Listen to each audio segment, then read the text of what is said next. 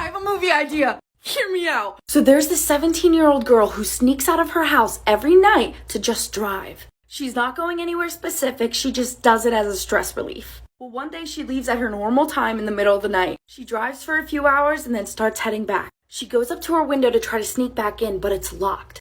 That's weird because she didn't lock it. Risking getting caught, she goes to the front door and unlocks it and goes inside that way. Half asleep, stumbling into her room, she freezes. Her room is different.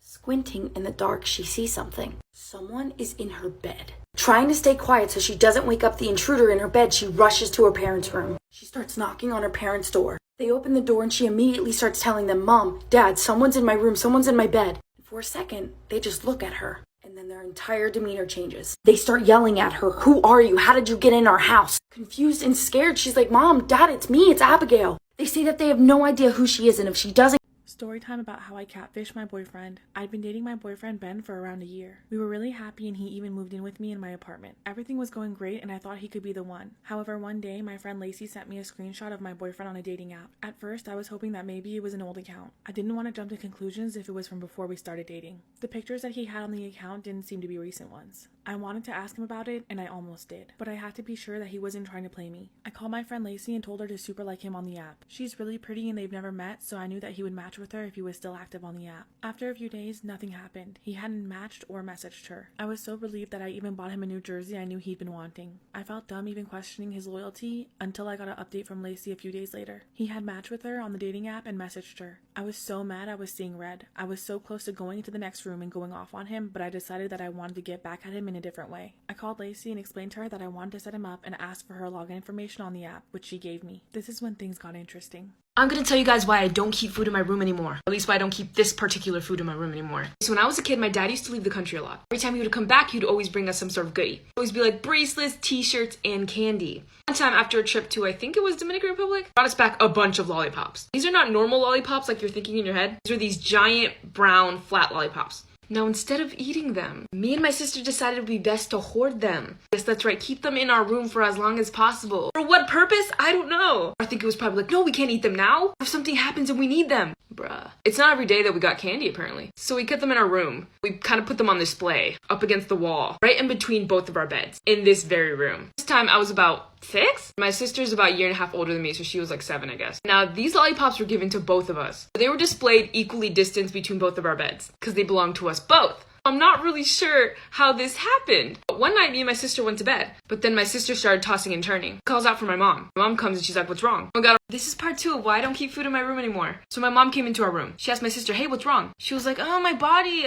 I'm itchy." My mom's like, "Oh, maybe there's a mosquito." My sister's like, "No, it's all over." She moves my sister out of the bed. "Maybe it's your bed." She looks at her blanket. "Oh my gosh, there's ants here." She shakes the blanket. Ants crawl everywhere. Under her pillow, ants. She lifts the mattress. Guys, her bed was infested with ants. Why? There was the faintest trail leading to our lollipops. My mom's like, "Hey, you get out of the bed." So I got out of bed, they checked my bed, was completely clean. There was one measly ant, literally one. One. My bed had no issues. Sister could not sleep there. So they ended up throwing our lollipops away and we were devastated. And my sister got a lot of unnecessary ant bites and I didn't get any. It's okay, because every time we go outside, I get swarmed with mosquitoes and she doesn't get bit at all. Damn, bye.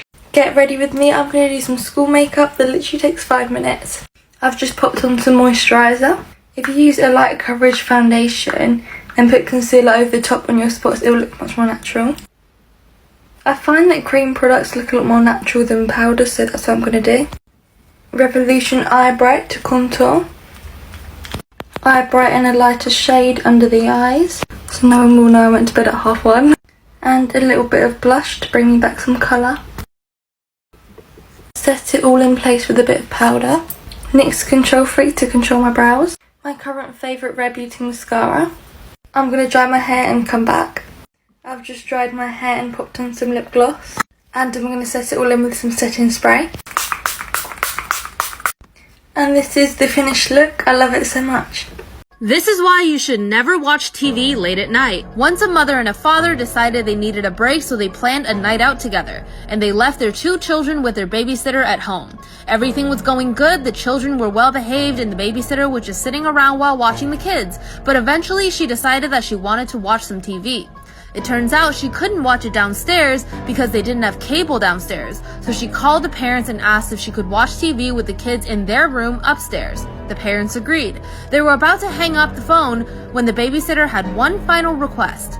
As she entered the parents' bedroom, she asked if she could cover up their large clown statue with a cloth or a blanket. She said it was making her very uncomfortable.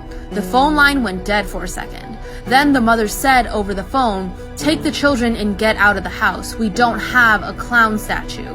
As the babysitter turned around, she saw the corners of the clown's mouth widen into a smile. So when I was about 5 or 6, I had a best friend named Maggie who lived next door. We would always go outside and play together. One day around dinner time, we saw a little girl around our age staring at us on the side of another nearby house. She was extremely pale and wearing a white dress. We would see her for days on end in the exact same dress. And as soon as we would yell for her to come play with us, she would run around to the front of her house. One day, we finally decided to chase after her. As soon as we rounded the corner to her front yard, she was gone. Like, she had literally disappeared. When we were walking back, we noticed a pile of dirt next to our house. In the dirt was written K-A-R-A with a stick next to it. We just assumed she was shy and wrote her name out for us, Kara. The next day we saw her again and started yelling, "Kara, Kara, wait!" We ran after her again, rounded the corner, and saw this old couple doing yard work in our front yard. We assumed that they were Kara's parents. So we asked them, "Hey, where's your daughter Kara?" And they were like, that's not funny. And we were like, "No, seriously, we've been seeing her every night. We just wanted to know if she wanted to come play with us." The old man looked at us and said, "Our daughter Kara got hit by a truck and died 30 years ago in front of this house." Storytime about how my boyfriend almost ruined my relationship with my sister. So a little background information. I was 16 and I was a sophomore in high school at the time. Well, we're gonna call my boyfriend Alex.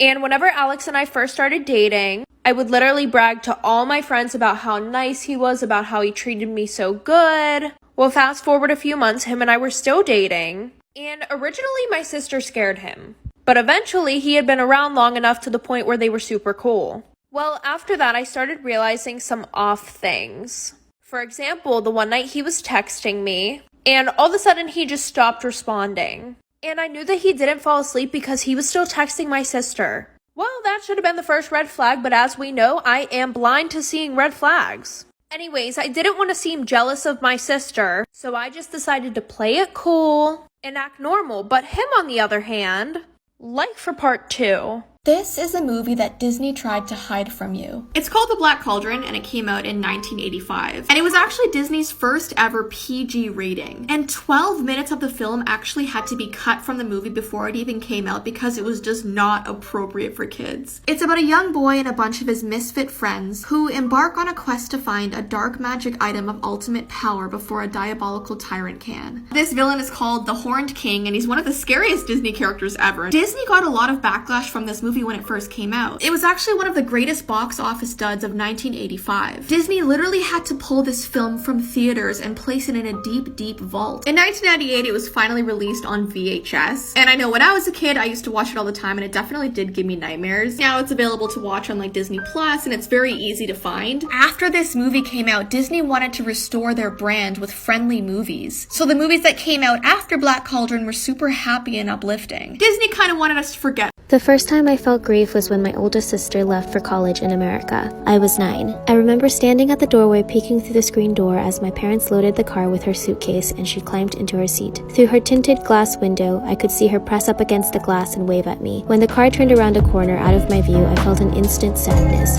the type that wells up unexpectedly in your belly and makes you choked up. It confused me, so I turned away from the door to instinctively suppress it. I didn't realize that our housekeeper, who was like a second mother to me, was waiting behind me. She took one look at my face and I burst into tears. I sobbed into her shoulder as she held me tightly and patted my back. As a kid, I could not understand or vocalize why I cried all night or why I felt an emptiness in my heart. Years later, I look back at this exact moment and I feel the grief all over again, except with a deeper understanding that this was the closing of a chapter in my book and I was entering a new one that I wasn't ready for.